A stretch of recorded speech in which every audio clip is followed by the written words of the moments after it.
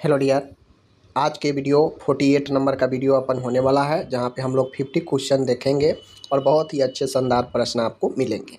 तो चलिए, जो भी लोग हैं शेयर कर दीजिएगा, सब्सक्राइब कर दीजिएगा अगर नए हैं तो, क्योंकि हम लोग देखिए प्रॉपर आपको जॉब लेना है तो मैं आपको गारंटी देता हूँ, आप अपने थ्योरी अच्छा कीजिए। नर्सिंग में क्या है, नर्सिंग में कुछ नहीं है। बिहार के नर्सिंग में जॉब पाना बहुत आसान है, बशर्ते आपका जीएनएम का 3 ईयर का अच्छे से पढ़ाई होनी चाहिए। अगर आप अपने एकेडमिक सेशन में first year, second year, third year में अच्छे से पढ़े हैं तो फिर आप एमसीक्यू का प्रैक्टिस करते रहिए, जितना ज़्यादा हो सके बेहतर है। लेकिन अगर आपका थ्योरी ठीक ठाक नहीं है, आप अच्छे से पढ़ाई नहीं किए, सिर्फ एग्ज़ाम पास किए हैं, एग्ज़ाम के लिए पढ़े हैं, तो ज़्यादा फोकस थ्योरी पर करें। फिर आप कितना भी एमसीक्यू पढ़ लेंगे, एक नया एमसीक्यू आ जाएगा, फिर नहीं बनेगा। तो उस हिसाब से आप तैयारी कीजिए, बेहतर रहेगा। मैं डेली प्रैक्टिस कराता हूँ, यही रीज़न है कि आज 48 नंबर का वीडियो हमारे बिहार स्टाफ नर्स के लिए होने जा रहा है। ठीक है, चलिए। पहला प्रश्न है, निम्नलिखित में से कौन सी दवा प्रेगनेंसी के दौरान एनीमिया की रोकथाम के लिए दी जाती है? तो प्रेगनेंसी के दौरान एनीमिया के रोकथाम के लिए कौन सी दवा है? Paracetamol, iron folic acid, antibiotic, magnesium sulphate. तो नाम से यह स्पष्ट है। राइट आंसर क्या होगा अपन? राइट आंसर जो होगा वो ऑप्शन नंबर बी होगा, आयरन फॉलिक। पैरासीटामोल आपको पता है नॉर्मल एनाल्जेसिक के जो है दवा है, जो दर्द बुखार सबको कम करता है। एंटीबायोटिक संक्रमण को रोकथाम करता है, ठीक है, खासकर जो बैक्टीरियल होता है। मैग्नीशियम सल्फेट पता है क्या करता है, आपको पता है, कमेंट करके बता सकते हैं। ठीक है, आगे बढ़िए। दूसरा क्वेश्चन है, निम्न में से एड्स के लक्षणों में शामिल नहीं है। एड्स के लक्षण में कौन शामिल नहीं है? 1 माह से अधिक समय तक डायरिया रहना, नाइट स्वीट्स, वेट गेन और एस्पेग्नोमेनोमिली। ठीक है, स्प्लीन का बढ़ना एस्प्लीनोमेगली कहलाता है। ठीक है ना। नाइट स्वीट्स रात में पसीना आना, वेट गेन और 1 माह से अधिक समय तक डायरिया रहना। देखिए, तो जो पेशेंट को एड्स होता है वास्तव में उसका डाइजेशन भी गड़बड़ा जाता है। ठीक है ना, उसका पेट में जो है आपको स्प्लीन में भी समस्या हो सकता है, नाइट में पसीना भी आ सकता है। लेकिन एड्स वाले मरीज को जो है वजन नहीं बढ़ता है, ये बात ध्यान से रखिए, ऑप्शन सी। ठीक है, आगे मैं बढ़ता हूँ। तीसरा क्वेश्चन है, कहता है निम्न में से रूबेला के प्रिवेंशन संबंधित वैक्सीन नहीं है। रूबेला का प्रिवेंशन संबंधित वैक्सीन जो है, सॉरी है, कौन है रूबेला को रोकथाम करने वाला वैक्सीन? आईपीवी आपको पता है आपको पता है पोलियो का है, डीपीटी, डिप्थीरिया, पर्टुसिस, टिटनेस, पेंटावायलेट जो 5। ठीक है, और आगे है आपका एमएमआर। तो एमएमआर में आपका मम्प्स, मिजल्स, रूबेला, तो यही आपका राइट आंसर डी होगा। आगे बढ़ा जाए। चौथा क्वेश्चन है, माय डियर, इंडिया किस ईयर में पोलियो फ्री डिक्लेयर किया गया था? किस ईयर किया गया था? 2012, 2013, 2014, 2015। तो ये मैं पढ़ा रखा हूँ, आप लोग कमेंट करके बताओ कि पोलियो, इंडिया को पोलियो फ्री कब किया गया। ठीक है ना। आगे है 5वां नंबर का क्वेश्चन है, एचआईवी का संक्रमण निम्नलिखित में से किस तरीके से हो सकते हैं? Oral fecal, droplet, unprotected unprotected sexual intercourse, pathogen के घाव में प्रवेश। देखिए, जो पैथोजन है घाव में प्रवेश करेगा तो टिटनस करेगा। ठीक है, उसके बाद ड्रॉपलेट इन्फेक्शन से जितना भी श्वसन से संबंधित रोग है वो हो सकता है। ठीक है ना। ओरल फिकल से, चूँकि ओरल फिकल से दूषित होने से होता है तो आपको हेपेटाइटिस वगैरह ये सब हो सकता है। ठीक है ना, हैजा वगैरह। उसके बाद मैं बता दूं, अनप्रोटेक्टेड सेक्सुअल इंटरकोर्स से एचआईवी होगा, क्योंकि यह एक सेक्सुअल ट्रांसमिटेड रोग है, तो ऑप्शन सी राइट होगा। ठीक है ना। आगे मैं बढ़ता हूँ। छठा क्वेश्चन है, एचआईवी संक्रमण के मामले में से इन्फेक्टियस मटेरियल कौन सा है, यानी संक्रमण वाला पदार्थ कौन सा है? रोगी के नाक तथा गले के सिक्रेशन, रोगी का मल, रोगी का रक्त और वीर्य, उपरोक्त में से कोई नहीं। देखिए, हमसे पूछ रहा है एचआईवी के इन्फेक्टियस मटेरियल मतलब संक्रमित पदार्थ कौन है?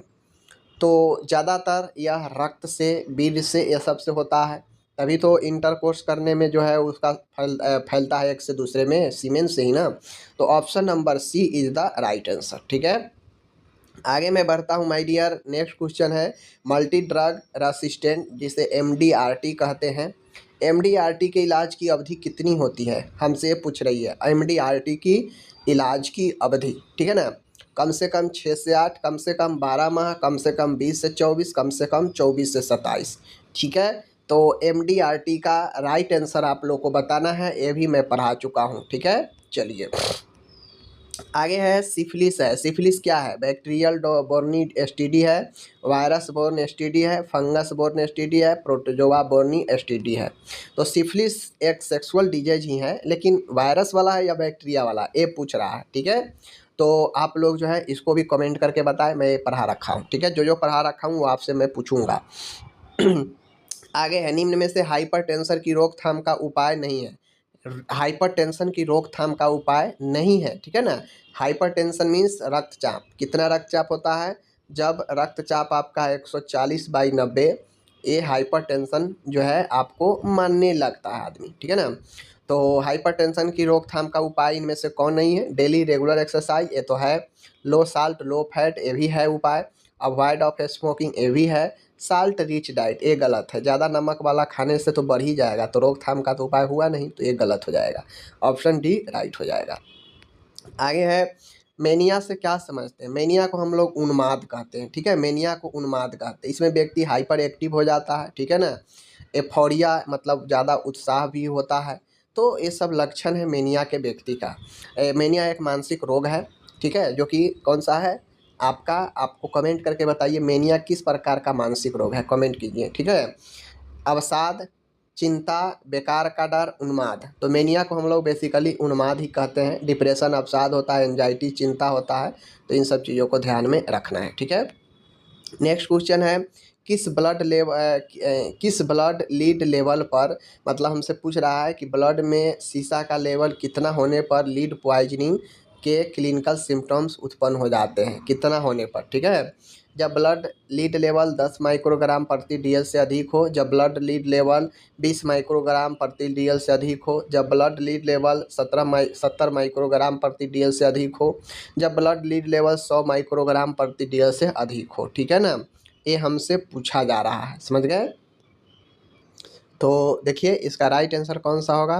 देखिए इसका राइट आंसर जो होगा ये आपका 60 से 70 होता है, तो राइट आंसर 70 हो जाएगा। ठीक है ना, 70 अगर ब्लड लेवल में अगर 70 या इससे ज़्यादा ग्रेटर हो रहा है लीड का सीसा लीड का, तो फिर जो है आपको क्या करना पड़ेगा? डायग्नोस्टिक कराना पड़ेगा, पॉइजनिंग ये हो सकता है।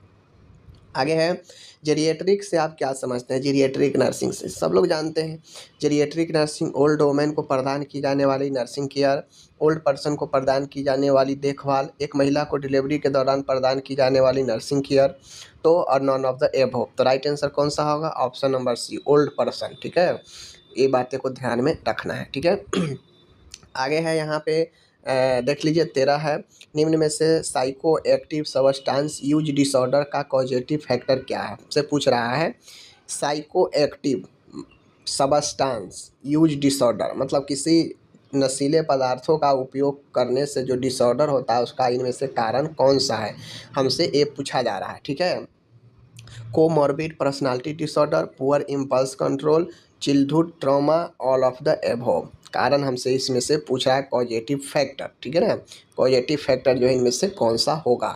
तो इसमें जो राइट आंसर होगा अपना वो होगा option number D.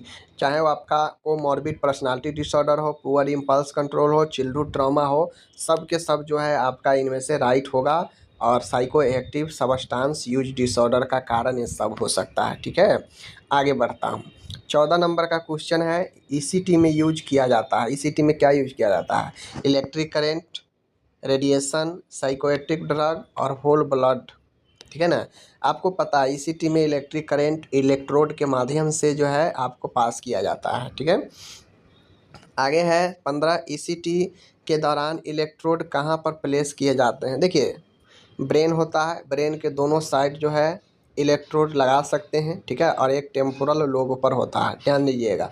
Temporal reason पर, स्टर्नम के ऊपर, बटक्स के ऊपर, चेस्ट के ऊपर, तो अभी बता दिए टेम्पोरल रीजन पर। ठीक है ना, आगे मैं बढ़ता हूँ। 60 नंबर का क्वेश्चन है, निम्न में से कौन सी वैक्सीन जन्म के समय जो है दी जाती है? हमसे पूछ रहा है जन्म के समय कौन सी वैक्सीन जो है दी जाती है। ठीक है ना, तो देखिए जन्म के समय जो वैक्सीन दी जाती है आप लोग देख लीजिए, बीसीजी दी जाती है लेकिन एक है, बीसीजी ओपीवी पेंटावायलेंट, गलत हो जाएगा। बीसीजी ओपीवी हेपेटाइटिस सी, गलत हो जाएगा। राइट आंसर कौन सा होगा? ऑप्शन नंबर ए, इसको याद करके रखिए, ठीक है। आगे मैं बढ़ता हूँ। 17 नंबर का क्वेश्चन है, व्यक्ति द्वारा खाए जाने वाले निम्न खाद्य पदार्थों में से कैल्शियम का गुड सोर्स क्या है? कैल्शियम इसमें सबसे अच्छा किससे मिलेगा? कर्ड से, पनीर से, ठीक है, चीज़ से, खोआ से, उपरोक्त में से सभी से किससे मिलेगा सबसे अच्छा? तो राइट आंसर जो होगा, देखिए, खोआ से भी मिलेगा, चीज़ से भी मिलेगा, समझिएगा, थोड़ा बहुत कर्ड से भी मिल जाएगा, तो इसलिए सही हो जाएगा। अगर पूछता सबसे ज़्यादा तो फिर सबसे ज़्यादा जो है आपका चीज़ पर हम लोग मार देते, ठीक है ना। तो इन चीज़ों को ध्यान में जो है आपको रखना है, ठीक है। आगे मैं बढ़ता हूँ। 80 नंबर का क्वेश्चन है, घेंगा नामक बीमारी किस पदार्थ की कमी से हो जाती है? Iodine, calcium, vitamin C, thiamine, ठीक है, पता है। विटामिन B1 की कमी से क्या होती है? सी की कमी से, कैल्शियम की कमी से क्या होती है? आयोडीन की कमी से घेंघा रोग होती है, ठीक है। ये सब न्यूट्रिशन वाला क्वेश्चन है। निम्न में से कौन सी बीमारी वयस्कों में विटामिन डी की कमी से हो जाती है? एनीमिया, रिकेट्स, इनफर्टिलिटी, ऑस्टियोमलेशिया, ठीक है ना। हमसे पूछ रहा है किस में? वयस्कों में। तो वयस्कों में राइट आंसर कौन सा होगा? राइट आंसर जो होगा वो ऑप्शन नंबर डी होगा, ऑस्टियोमलेशिया। बच्चे में पूछता तो ऑप्शन बी होता, ठीक है, याद रखिएगा। आगे मैं बढ़ता हूँ। 20 क्वेश्चन है, निम्न में से फूड सब्सटेंस में से विटामिन सी का सबसे अच्छा स्रोत क्या है? सोयाबीन की दाल, ठीक, विटामिन सी, आंवला, फिश लीवर ऑयल, चने की दाल। सब लोग जानते हैं आंवला गुड सोर्स है विटामिन सी का, ठीक है। भरपूर प्रोटीन सोयाबीन की दाल में, ठीक है ना। इन सब चीज़ों को प्रोटीन तो चने की दाल में भी होती है, ध्यान रखिएगा। 21 है यहाँ पे, निम्न में से कार्बोहाइड्रेट का उदाहरण है। कौन है कार्बोहाइड्रेट? ठीक है, तो खाने में जो हल्का मीठा लगता है वो कार्बोहाइड्रेट होता है। ग्लूकोज, एल्बुमिन, ठीक है, लेसिथिन और एसॉर्बिकेमिन। तो ग्लूकोज अपना कार्बोहाइड्रेट है, ठीक है, याद रखिएगा इस चीज़ को, ठीक है ना। इस चीज़ को आप लोग याद करके रखिए कि ग्लूकोज अपना कार्बोहाइड्रेट होगा। एल्बुमिन एक प्रकार का क्या है? प्रोटीन है, ठीक है। इन चीज़ों को ध्यान में रखना है। 22 है, एनीमा लगाने हेतु पेशेंट को कौन सी पोजीशन प्रोवाइड की जाती है? ठीक है ना। एनीमा आप देंगे पेशेंट को तो कौन सी पोजीशन देंगे? सुपाइन, फाउलर, लेफ्ट लैटरल, ठीक है, राइट लैटरल। तो राइट आंसर कौन सा होगा? Option number C, left lateral, याद रखना है, ठीक है।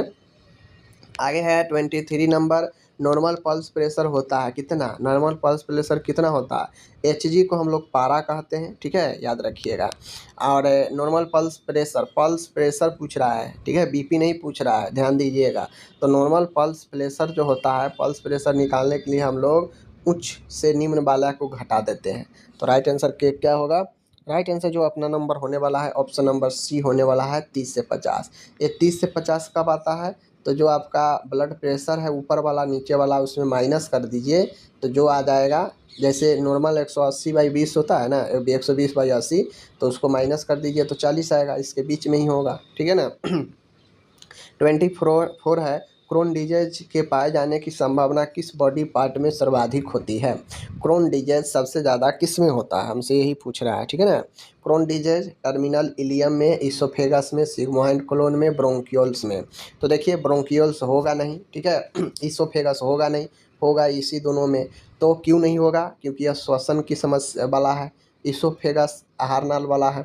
तो क्रोन डिजीज जो होता है वो आपके आंतों के, ठीक है ना, आंतों में। तो टर्मिनल इलियम में आपका ये चीज़ें होगा, ध्यान रखना है, ठीक है ना। आगे है यहाँ पे 25 नंबर, एपिस्टैक्सिस के ट्रीटमेंट के संबंध में ट्रू सेंटेंस नहीं है। देखिए ट्रू सेंटेंस नहीं है, यहाँ पे छांटना है। यदि ब्लीडिंग अग्रभाग से हो तो इसे पिंच कर 5 से 10 मिनट तक प्रेशर अप्लाई करते हैं, ये बात सही है, ट्रू सेंटेंस है। रोगी को सिटिंग पोजीशन प्रदान कर सिर पीछे की ओर जो है क्या करते हैं? टाइट कर देते हैं। नजल डिकॉन्जेस्ट का उपयोग करते हैं, सही बात है। यदि ब्लीडिंग पोस्टेरियर पार्ट से हो तो पोस्टेरियर नजल पैकिंग करते हैं, ये भी बात सही है। लेकिन ऑप्शन सी वाला सही नहीं है, ठीक है। कभी भी मरीज को जो ब्लडिंग हो तो उसको सिर पीछे की ओर नहीं कहेंगे, क्योंकि जो भी ब्लड निकला है बाहर वो फिर अंदर उसके नाक में चला जाएगा, जो कि एक समस्या, एक खराब ब्लड अंदर चला जाएगा तो फिर समस्या उत्पन्न हो जाएगा। इसलिए जो ब्लड बाहर निकल जाए उसे निकल देना ही बेहतर है, और बाकी अब न निकले उसके लिए उपाय करना चाहिए। तो ऑप्शन नंबर बी अपन गलत हो जाएगा, ठीक है। 26 है, कोविड-19 बीमारी का कारक क्या है? क्या बैक्टीरिया, वायरस, फंगस, प्रोटोजोआ? तो आपको पता है कोविड-19 एक वायरस वाला रोग था, ठीक है ना। आगे मैं बढ़ता हूँ, 27 नंबर का क्वेश्चन है, निम्न में से श्वसन संबंधी असमान स्थिति नहीं है, ठीक है ना। श्वसन से जुड़ी हुई असमान स्थिति एबनॉर्मल कंडीशन नहीं है, ठीक है ना, यानी एबनॉर्मल नहीं है मतलब नॉर्मल होगा, ठीक है। डिस्पोनिया, ठीक है ना डिस्पोनिया, टैकीपोनिया, ब्रेडीपोनिया, ओके। उसके बाद है यहाँ पे एनुरिया। देखिए एनुरिया मतलब यूरिन का अब्सेंस, ठीक है। ब्रेडीपेनिया मतलब श्वसन का काफ़ी ज़्यादा जो है मंद होना। टेकीपेनिया मतलब श्वसन का काफ़ी ज़्यादा तीव्र होना। और यहाँ पे डिस्पोनिया मतलब डिफ़िकल्ट होना श्वसन में। तो ये तीनों तो जो है श्वसन से जुड़ी हुई असमान स्थिति है, लेकिन एनुरिया जो है ये तो यूरिन से जुड़ी हुई है, तो ये अपन गलत हो जाएगा, ठीक है। 28 नंबर का क्वेश्चन है माय डियर, यहाँ पे आप लोग देख लीजिए। 28 क्वेश्चन है, इंटेस्टाइन ऑब्स्ट्रक्शन से आप क्या समझते हैं? इंटेस्टाइन ऑब्स्ट्रक्शन कहने का मतलब होता है आंतों में रुकावट, बाधा उत्पन्न होना, ठीक है। देखिए इंटेस्टाइन में मौजूद खाद्य पदार्थों की आगे की ओर होने वाली गति में बाधा, ये बात सही है, आगे की ओर नहीं जाएगा। गुद्दा मलाशय क्षेत्र में डायलेट अथवा टॉर्सर वेरिकोस वेन की उपस्थिति, इंटेस्टाइन का एब्डोमिनल वाल्व से होते हुए अम्बिलिकल्स के पास से बाहर निकल जाना, ठीक है। स्टोमिक तथा ड्यूडेनम के म्यूकोसा में होने वाले अल्सर निर्माण, सीधे समझिए अल्सर निर्माण होगा तो भाई वो तो अल्सर बन जाएगा, गैस्ट्रिक अल्सर हो जाएगा, समझ गए। उसके बाद ए भी नहीं है, ए भी नहीं है, तो इसका राइट आंसर कौन सा होगा? ऑप्शन नंबर ए, बाधा आगे की तरफ नहीं जाएगा जब ऑब्स्ट्रक्शन होगा तो। 29 नंबर क्वेश्चन है, निम्न में से बेड सोर का सबसे अच्छा कॉमन कॉज कौन सा है? बेड सोर का जो है सबसे सामान्य कारण कौन सा है? Pressure, moisture, temperature, dyspnoea. तो देखिए सबसे बेड सोर का जो सबसे कॉमन कारण होता है प्रेशर, दबाव से, ठीक है ना, ऑप्शन नंबर ए। आगे मैं बढ़ता हूँ, 30 क्वेश्चन है यहाँ पे, वयस्कों में ईयर पेन का सबसे सामान्य कारण क्या है? ईयर पेन, कान में दर्द का, otitis externa, otitis media, otitis interna और मास्टोइडाइटिस। तो ईयर पेन जो होता है वो आपके किसके कारण होता है, आपको यहाँ पे जो है बताना है। तो राइट आंसर ओटाइटिस एक्सटर्ना सबसे समान कारण होता है दर्द होने का, ठीक है। आगे बढ़ूँ, 31 क्वेश्चन है, निम्न में से पेरिटोनियल डायलिसिस का कंट्राइंडेक्शन नहीं है। पेरिटोनियल डायलिसिस का कंट्राइंडेक्शन मतलब अनिर्देश नहीं है, यानी निर्देश होगा इनमें कौन? Peritonitis, abdominal adenosis, recent abdominal surgery, end stage renal disease. तो कंट्राइंडेक्शन नहीं है, कौन सा नहीं है? तो ऑप्शन नंबर जो अपन होगा वो कौन सा होगा? ऑप्शन नंबर डी, ठीक है ना, end stage renal disease. Renal disease से कोई मतलब नहीं है पेरिटोनियल डायलिसिस के लिए, समझ लीजिए, ठीक है। पेरिटोनाइटिस है, एब्डोमिनल एडहेशंस है, रिसेंट एब्डोमिनल सर्जरी हुई है, तो ये तीनों कंडीशन में कंट्रा इंडेक्शन है। लेकिन इंड स्टेज रीनल डिजीज इसमें आपका जो है कंट्रा इंडेक्शन नहीं है, इन बातें को ध्यान में रखिएगा, ठीक है ना। आगे है यहाँ पे 32 नंबर क्वेश्चन है, एक एस्फेक्सिया के रोगी को दिया जाने वाला प्राथमिक उपचार क्या है? सबसे पहले समझिए एस्फेक्सिया होता क्या है, एस्फेक्सिया होता क्या है, ठीक है ना।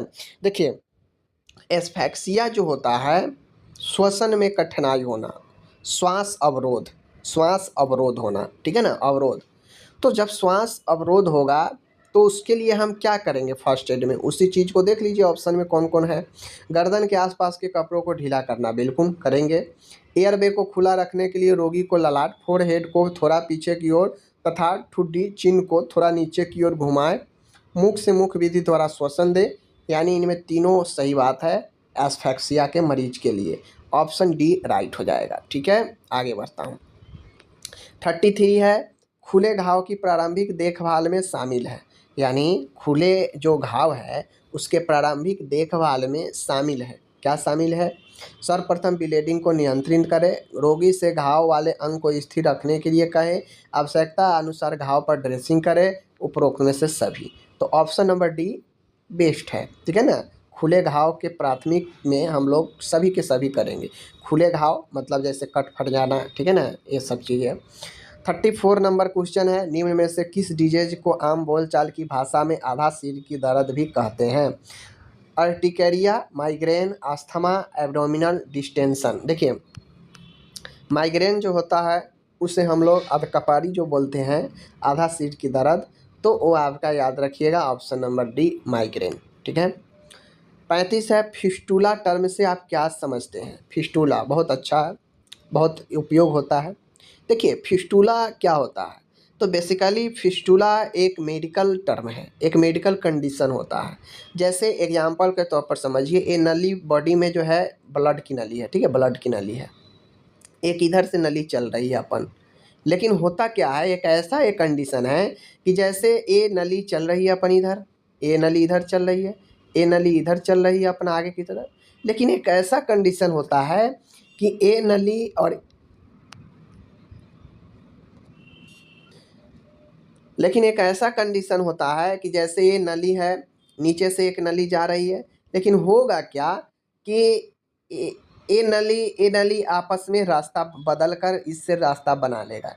तो जहाँ पे दोनों जुड़ता है उसी को फिस्टूला बोलते हैं। जैसे ऐसे आया, ठीक है, और ऐसे आया, ठीक है ना, फिर जो है एक नली इधर से आके इससे जो है मिल गया, और ये आगे की तरफ जो है आपका तो है ही, ठीक है। तो ये जो यहाँ पे जो आपका ये बना लिया है, यहाँ पे चौराहा जिसको बोलते हैं मिलन दो नलियों का, यह ज्वाइंट को हम लोग फिस्टूला बोलते हैं। ठीक है। अपर्याप्त रक्त आपूर्ति गलत। दो ब्लड ऑर्गेन्स के बीच एबनॉर्मल कम्युनिकेशन, ये सही बात है। किसी ऑर्गेन का एबनॉर्मल प्रोटर्शन, ऑर्गेन के सिरे पर ब्लाइडिंग इनकी उपस्थिति, ये सब गलत। एक कम्युनिकेशन ही सही है, एबनॉर्मल कम्युनिकेशन हो जाता है, ज्वाइंट हो जाता है। 36 नंबर है माय डियर, मानव शरीर में सबसे बड़ी ग्रंथि कौन सी है? आप लोग कमेंट कर दीजिए इन चारों में। आगे है एम से आप क्या समझते हैं? दोपहर से पूर्व, यदि आपातकाल में आवश्यकता हो, कल सुबह, आज रात। तो एम का मतलब होता है भाई दोपहर से पूर्व, और दोपहर से पूर्व सुबह का समय होता है, ठीक है ना। तो इन चीज़ों को जो है ध्यान में रखना। एम वही ना होता है दोपहर से पूर्व सुबह का समय, तो ऑप्शन नंबर ए होगा। ठीक है। 38 नंबर है यहाँ पे, सबक्यूटेनियस इंजेक्शन कितने डिग्री के एंगल पर लगाया जाता है? अब आप कहेंगे इतना लो क्वेश्चन कहाँ से एग्जाम में पूछेगा? तो पूछेगा, अगर आपसे 100 क्वेश्चन पूछेगा ना, तो उसमें 50 क्वेश्चन, 40 से 50 क्वेश्चन, 40 से 50% क्वेश्चन ऐसे ही आसान वाला पूछेगा, जिसको देख कर जवाब दे देंगे। बाकी के जो 50 से 60% क्वेश्चन होगा, उसमें आपको दिमाग ख़राब कर देगा, और वही क्वेश्चन जो है आपको क्या करता है, डिमोरलाइज करता है। ठीक है, समझ लीजिए। तो सबक्यूटेनियस इंजेक्शन जो लगाया जाता है वो कितने एंगल पर लगाया जाता है, हमसे यही पूछ रहा है, ठीक है ना। तो सबक्यूटेनियस के लिए हम लोग जो लगाते हैं ऑप्शन नंबर 45 आंसर। ठीक है, चलिए आगे है, यहाँ पे देख लीजिए आप लोग, लीवर में कार्बोहाइड्रेट किस रूप में संग्रहित होता है? लीवर में कार्बोहाइड्रेट जो होता है वो किस रूप में संग्रहित होता है? ठीक है ना, हमसे यही पूछ रहा है। तो देखिए जो लीवर में कार्बोहाइड्रेट जो संग्रहित कलेक्ट स्टोर होता है, ना ग्लूकोज, ना सुक्रोज, ना ग्लैक्टोज, ग्लाइकोजन के रूप में संग्रहित होता है। ठीक है, चलिए 40 नंबर है, एसी से आप क्या समझते हैं? बहुत अच्छा क्वेश्चन है। एसी से आप क्या समझते हैं? प्रत्येक रात में, प्रत्येक सुबह, तुरंत, और खाने से पहले। ठीक है, तो right answer option number D, खाने से पहले। आगे है 41 है, मालिश करने से आप क्या समझते हैं? लंग्स में औषधि युक्त गैस को अंदर खींचने की प्रक्रिया, गलत।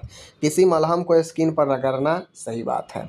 किसी ठोस दवा को शरीर के किसी छिद्र में रखना, गलत। किसी द्रव औषधि को बूंदे बूंदे करके इंस्टिलेशन होता है, गलत है। तो ऑप्शन नंबर बी आपका राइट होगा। ठीक है, चलिए ये सब मीडियम है दवाई देने का, चारों ऑप्शन में मीडियम था जो, लेकिन जो जानेंगे वही बताएंगे।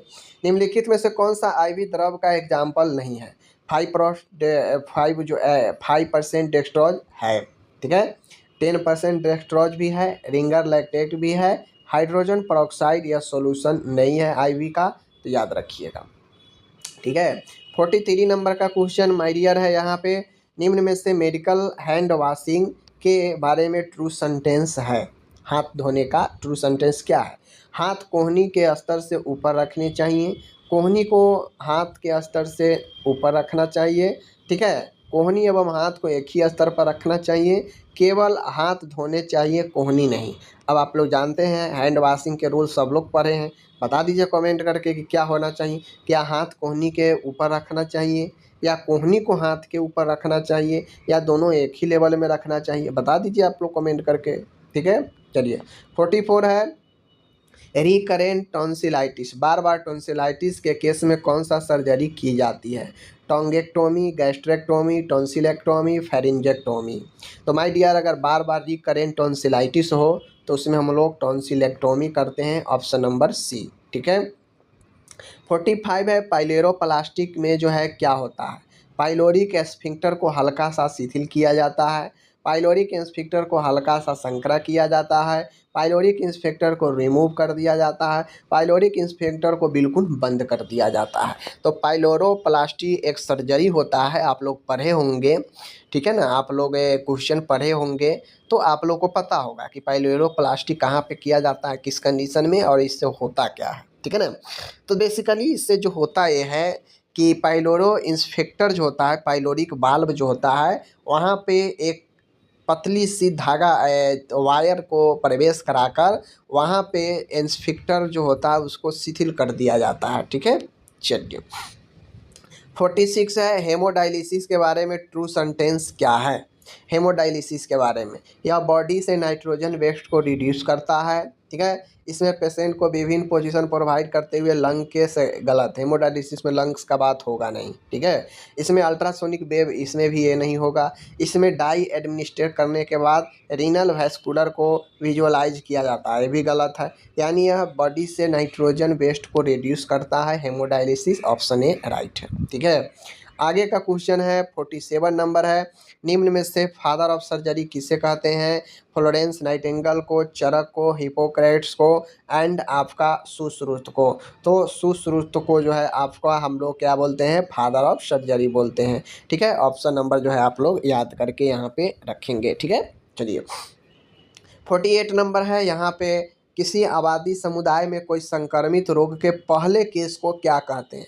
मान गए हम किसी मोहल्ला या आप किसी मोहल्ला में रह रहे हैं और कोई संक्रमण फैला और उस संक्रमण से पीड़ित पहले रोगी जो मिलेगा उसको हम लोग क्या कहेंगे? इंडेक्स केस कहेंगे, प्राइमरी केस, सेकेंडरी केस, या फिर कैरियर, क्या कहेंगे? क्या कहेंगे? तो इसको हम लोग प्राइमरी केस कहते हैं, जो प्रथम मिलता है। ठीक है ना। चलिए 99 यहाँ पे 49 है, सिम्टोमेटिक फाइब्रॉइड के ट्रीटमेंट हेतु चॉइस ऑफ सर्जरी क्या है? कोनिजेशन, हिस्टेरेक्टोमी, ओफ्रेक्टोमी, बिलरोथ वन प्रोजीसर। ठीक है ना। तो देखिए कभी भी आपको ध्यान में देना है, सिम्टोमेटिक फाइब्रॉइड हो, जो कि फाइब्रॉइड यूट्रस में जो है छोटे छोटे जो है एक कहा जाए तो फाइब्रॉइड बन जाता है, एक प्रकार से ट्यूमर टाइप के बन जाता है, अलग अलग जो है मल्टीपल्स हो जाता है। तो इसमें हम लोग हिस्टेरेक्टोमी करते हैं, ऑप्शन नंबर बी करते हैं। ठीक है, याद रखिएगा। आगे है यहाँ पे और लास्ट क्वेश्चन है आज का, 50 नंबर है, निम्न में से असत्य कथन है, असत्य कथन मतलब गलत कथन है, निम्न में कौन? वर्बल कम्युनिकेशन की तुलना में नॉन वर्बल कम्युनिकेशन सच्चाई से अधिक नज़दीक होता है। गलत। वर्बल ज़्यादा इफेक्टिव होगा कि नॉन वर्बल? तो ये तो गलत हो गया। नॉन वर्बल कम्युनिकेशन की तुलना में वर्बल कम्युनिकेशन सच्चाई के अधिक नज़दीक है, ये बात सही है। ठीक है। फीडबैक देना एवं लेना प्रभावी संप्रेषण का एक महत्वपूर्ण घटक है। विभिन्न इमोशनल फैक्टर कम्युनिकेशन प्रोसेस को बाधित करते हैं। देखिए हमसे यहाँ पे पूछ रहा है असत्य कथन, हमसे यहाँ पे असत्य कथन, तो ये तो सही हो गया, ऑप्शन सी भी सही हो गया, क्योंकि किसी भी कम्युनिकेशन के लास्ट में फीडबैक काफ़ी महत्वपूर्ण होता है इफ़ेक्टिव कम्युनिकेशन के लिए। ठीक है ना। जैसे आप किसी कस्टमर केयर को बात करते हैं तो कस्टमर केयर लास्ट में आपको कहता है कि सर आप फीडबैक दे देंगे, 4-5 स्टार रेटिंग दे देंगे, ताकि उससे पता चलता है कि कितना इफ़ेक्टिव जो है वो कम्युनिकेशन कर पाए हैं। ठीक है ना। तो ये फीडबैक काफ़ी महत्वपूर्ण होता है, तो ये भी सही है। और विभिन्न इमोशनल फैक्टर कम्युनिकेशन प्रोसेस को बाधित करते हैं, ये भी बात सही है।